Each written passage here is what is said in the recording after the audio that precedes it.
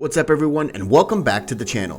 Today we've got Derrick Lewis fight rumors, the Korean Zombie looking to step in for Max Holloway, Jorge Masvidal's call out, and much more. Don't forget to like this video and subscribe to the channel to see more videos just like this. Now let's get into it. The Korean Zombie says he'll step up to take on Alexander Volkanovski and replace Max Holloway for UFC 272.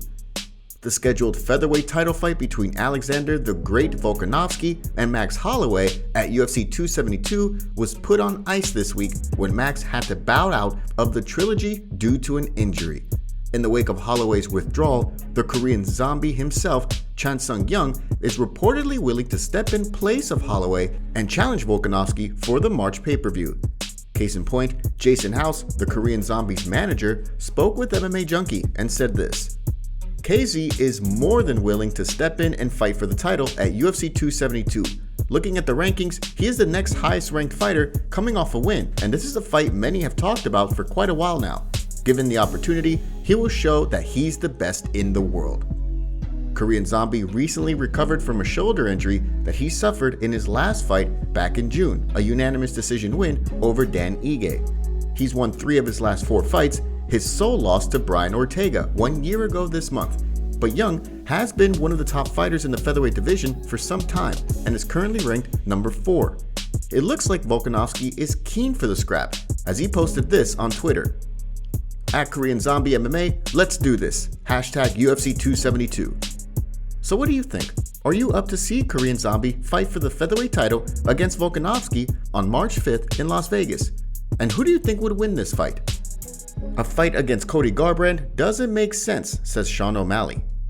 Despite all the trash talk, despite the fake face-off and the UFC 269 press conference back and forth, Sugar Sean O'Malley is now doing a 180 on a potential Cody Garbrandt fight.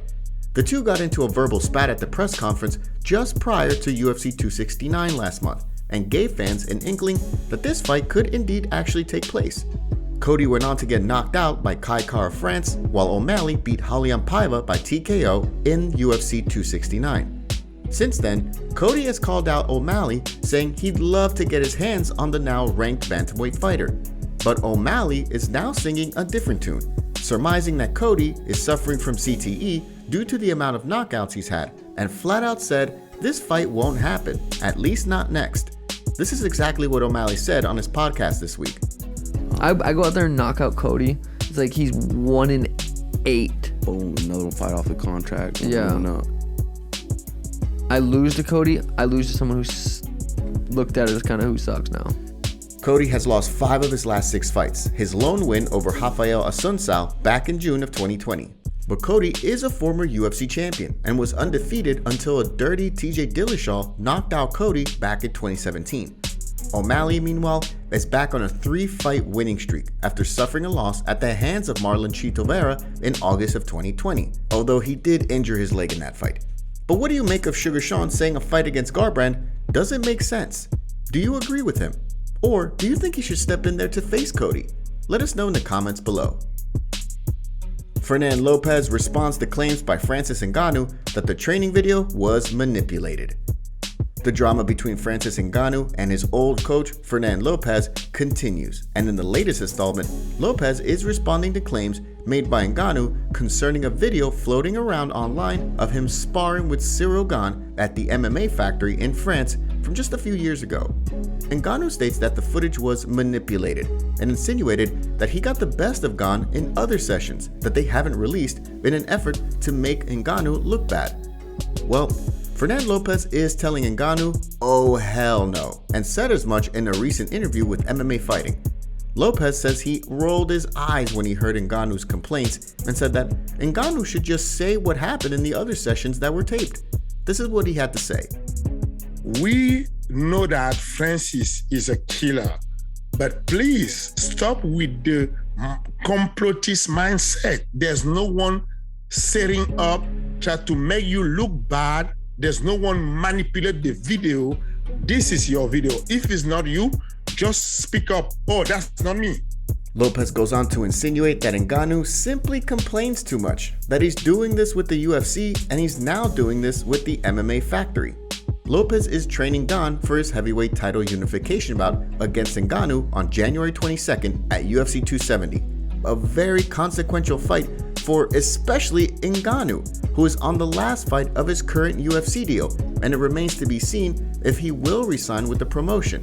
Negotiations between the promotion and the Kamaru native have been at a standstill for months, and until this fight takes place, Ngannou's future is uncertain. What do you think about this whole situation? And what are your thoughts on Fernand Lopez's statements here?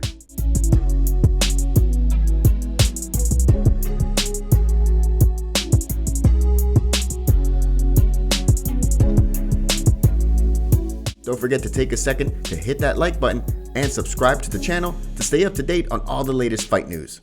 Jorge Masvidal hopes 4th time's a charm and calls out Colby Covington again. Jorge Masvidal and Colby Covington were great friends for years, but that friendship has turned sour for quite some time, and both men have been jawing back and forth in the media that they'd love to get their hands on one another in the octagon. It looks like the UFC is also keen on putting this fight together and insinuated that the promotion has reached out to Masvidal for a Colby fight and that chaos should be ready. Case in point, Gamebred fired off this tweet and tagged Colby in it.